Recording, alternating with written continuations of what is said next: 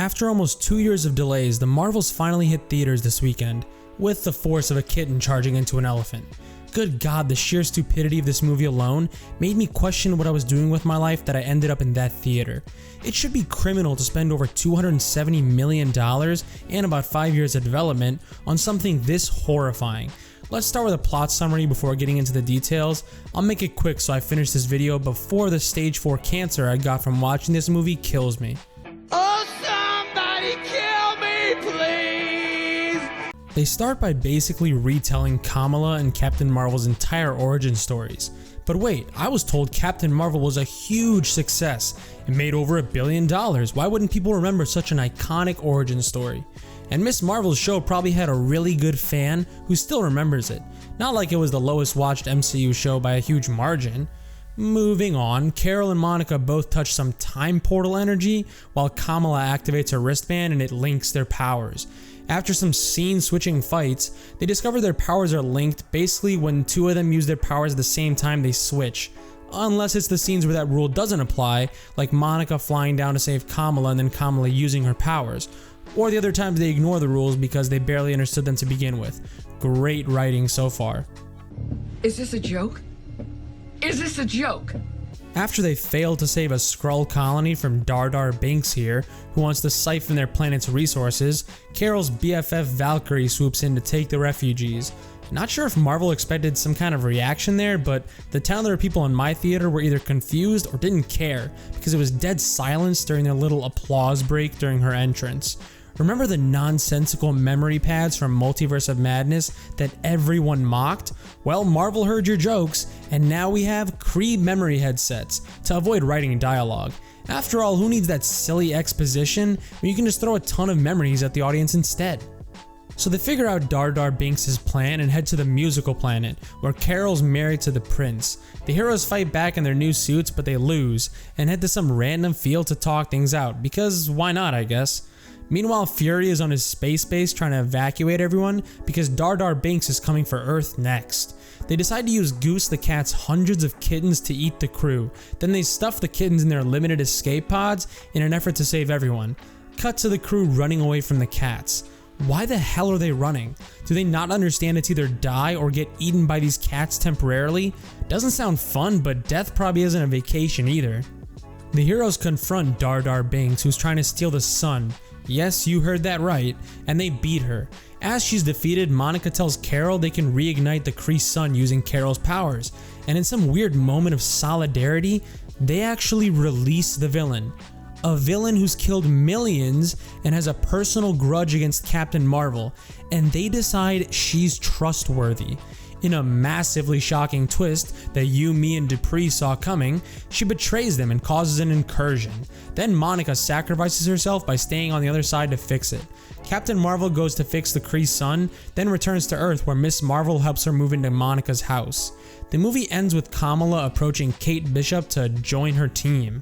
Then the after credit scene shows Monica on an alternate Earth with her mom and a horrifying looking CGI beast voiced by Kelsey Grammer. Again, maybe they were expecting a reaction to those member berries, but absolutely no one cared in my theater. Nobody cares. I mean, I don't even know, what the hell just happened?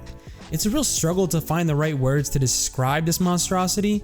I'm so far beyond the stage where I care enough to feel angry, I just left the theater confused. Who in the hell was this movie made for? It certainly wasn't the same fan that grew up watching the Avengers, so who did they think would show up to see this? If you think women care about this, you're dead wrong. They were into the MCU and Thor and Captain America were shirtless all the time. All the dudes in this were feminine and probably better off keeping their shirts on. Pretty clear that the intended audience for this movie was the same people who made it. It was made to pander to their nonsense, and boy did fans not give a damn about that. Just look at these terrible box office results. Everything is falling apart. The plot is so fucking thin, there's barely anything to talk about. The opening act drags on way longer than it should, considering this movie was about an hour and a half. Every time you think it's over, they just keep switching, and once the Missy Elliott Skrillex remix kicks in, it reaches levels of cringe the MCU has never seen before.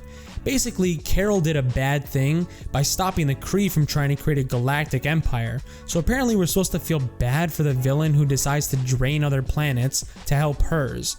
Miss Marvel and Monica pretty much just tag along, and the whole switching places thing is so contrived and dumb. Of course, the only thing that can stop these strong girl bosses is themselves. Can't have them face a villain who's actually intimidating. God forbid they be in any real danger. No, we'll just inconvenience them with this random switching gimmick and some villain who makes you want to laugh every time she tries to be intimidating. The musical planet? I mean, what the hell can I even say about that? It's a planet where they have to sing, but I guess the prince doesn't have to sometimes because he's bilingual. And oh, by the way, Carol's married to that prince because legal stuff. No way Marvel's paying attention to what their paying customers are annoyed by anymore. Otherwise, the writer who came up with this would have been booted out of the room with the force of a Thanos Power Stone punch. Damn! Surprisingly, Carol has the biggest arc in this story out of the trio. Obviously, part of this whole switching gimmick was a response to how overpowered she is, so the writers needed something to keep Carol from just wrecking the entire Kree army. The Kree blame her for destroying their home. They also conveniently forget the part about them being galaxy-conquering villains, but oh well. As usual, all modern-day Marvel villains are just misunderstood because the MCU learned the wrong lesson from Thanos. Carol actually lets it get to her every time they call her the Annihilator. She gets all annoyed and it's hilariously cute watching Brie do a bunched up angry face. Who gives a crap what the Kree think of you? Newsflash, they're the villains. If the villains hate you, that probably means you're doing something right. Is your idiot brain getting fucked by stupid? God, these writers suck, man. They genuinely don't know how to write heroes and it shows. It doesn't help that Brie is still doing her best impression of a plank of wood, giving the already terrible lines some equally horrible delivery. It's like they knew the script and acting would be total shit, so like Nerdrotic pointed out, they've definitely welcomed back the male gaze now. The scene on the ship where Carol's in a tank top was literally engineered to look as attractive as possible, and her suit designs overall were a lot more slimming than they used to be. Not to mention the dress she wore during the dance scene. I may not like what happens when Brie opens her mouth, but can't say she's unattractive. Then again, slim blonde girls are my type, although given how much of a pain in the ass it looks like to be around Brie, I think those two things would cancel each other out. Don't let that fool you though. Remember, this movie wasn't made for men.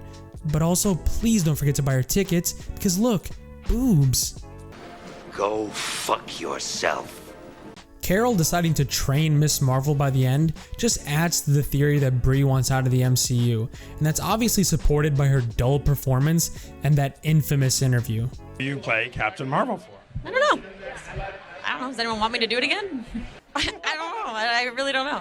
I have to admit, I felt a bit sad for her watching this movie and knowing what the character did to her career, but at the end of the day, she did all this to herself. You can tell she's done trying, she doesn't care anymore, and they're already setting up her even more diverse replacement. Any diverse woman in it, make it same. Speaking of Miss Marvel, Kamala and Monica barely have an arc in this. I honestly think Monica was in this story just so that they could have that ridiculous post-credits scene. Is that going to get paid off on Secret Wars, or will we never see Monica again? Who knows, and who even cares? Like I said, those two barely did anything. Kamala felt like a plot device with Monica and Carol constantly saving her. The villain had Miss Marvel's other wrist power device thing that I won't even try to pronounce because I don't want the pink and blue hair army to throw vegan tofu at my house. Just like with Monica, it felt like Miss Marvel was only in this movie so they can make her a MacGuffin and set her up to replace Carol. Now in particular, the actress who plays Miss Marvel seems like a really sweet person, and I have absolutely nothing bad to say about her because she didn't pull a Brie or Rachel Zegler move and attack fans. That being said, good God, I feel bad for her because that character is written to be so damn annoying. It hit me like nails on a chalkboard every time Kamala fangirled out in her extremely high-pitched voice. Both characters didn't do anything to add to the overall story, they were just there to be plot devices or weapons. Gotta say, that's surprising. Marvel using two diverse, strong female characters as plot devices in a story about a white, strong female character? Sounds like someone over there needs another re-education course to get their diversity priorities straight. Hey, asshole! You guys suck! Then there's the villain, and if you thought the main trio had little to no character or development in this movie, Dar Dar Binks over here had even less. She kept claiming Captain Marvel destroyed their planet, and at first I thought, oh well, when she destroyed the Supreme Intelligence, it must have like nuked their planet or something like that. There I go, thinking like an intelligent writer would. Now see, the idiotic Kree at a civil war all on their own, destroyed their own planet, and now they just blame Captain Marvel. She tries to pull off this whole seething with rage thing, and it just looks so hilarious. I laughed whenever she tried to get serious. Pretty sure she only got this role because when Marvel was begging her husband to return for the Loki TV show, he insisted they include his wife, who definitely isn't a struggling actress. How dare you claim that after looking at her IMDb, in their next movie. Good job, Zawe. Show all these women you don't need no man to succeed. Unless your man can give you an undeserved edge over other actresses. In that case, feel free to use him, I guess. It's just good business. The side characters like Kamala's family are just there for a punchline. Then you have Nick Fury. Damn how far that man has fallen. The man who once brought the Avengers together is now relegated to a joke delivery system who's there to cheer the women on. When Monica was trying to fly and he said, "Black girl magic, come on," I genuinely thought I was in the Twilight Zone. I had to start looking around to make sure this was still real life. Also, can't forget the moment when Carol is explaining that she touched a glowing source of unknown energy, and Fury rightfully calls out how stupid that is, only for her to say he was giving off negative energy she didn't like. I mean, yeah, that's the point. You did some stupid shit and he's calling you out on it, moron. How fucking stupid are you? Huh? Then there's things like the fight choreography, which is just horrible. They all look so sluggish and slow and like they're clearly being directed by someone who doesn't understand fast-paced action. The suit designs are extremely cheap. Coming from the studio that made a suit as detailed and cool as Captain America's, it's hilarious to see how much the quality has dropped. Basically just cheap looking tight-fitting clothes. Look, I'm no expert on Captain Marvel comics, but if that color scheme was from a comic, it really should have stayed there because wow, was it horrible. The reviews are interesting though, and they follow this weird pattern that's been developing lately. We saw it with The Flash, Blue Beetle, and Quantumania. It's this idea that, oh, the movie isn't deep, the plot is a mess, but it's a whole lot of fun, the chemistry's amazing. They're focusing on intangible things that are so subjective you can't argue because it just comes down to them having a god-awful, downright criminal taste in movies. And pretty much every positive review says that. And they all say it in almost the exact same way. Not suspicious at all, and if you think so, you're a toxic, misogynistic, racist piece of filth. You're the worst kind of scum on the face of the earth. The irony is when fans used to say that about movies like Transformers, where we just went in to be entertained by the sheer fun of big robots beating the hell out of each other, we'd get called uneducated, brainless morons who are ruining cinema by those same critics. If I was a cynical man, I'd say someone at these studios is pushing a more realistic form of shilling, where they tell critics to admit certain obvious failures so the general audience considers the review honest, but still encourage people to see it because of how fun it is. Obviously though, I'm just a toxic fan. We have absolutely zero proof that studios interfere with critic reviews and fan reactions. None whatsoever. They definitely don't create fake accounts to go after fans or pay off critics. Those are all just conspiracy theories that basement-dwelling incels came up with to knock down all these strong, powerful women. Don't ask questions. Just consume product and then get excited for next products. How the hell did this movie cost $270 million to make? That number is from last year too. It probably shot up to over $300 million after all these reshoots and edits. The first Avengers movie cost $220 million to make, and Civil War cost $250 million. We're talking about huge team-up movies, and they cost less than a movie about three nobodies. Who the fuck is greenlighting this crap? A homeless junkie has better self-control than these morons. The only power I have is that I believe we can do better. To put it simply, The Marvels is terrible. It's just awful, and it really sucks that this is what the MCU has turned into.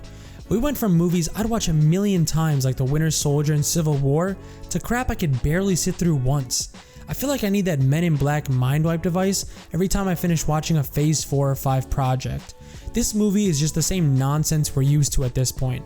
Terrible acting, a plot that looks like a baby calf trying to stand up, characters that nobody knows or cares about, and post-credit scenes that tease things which most likely have already been cancelled.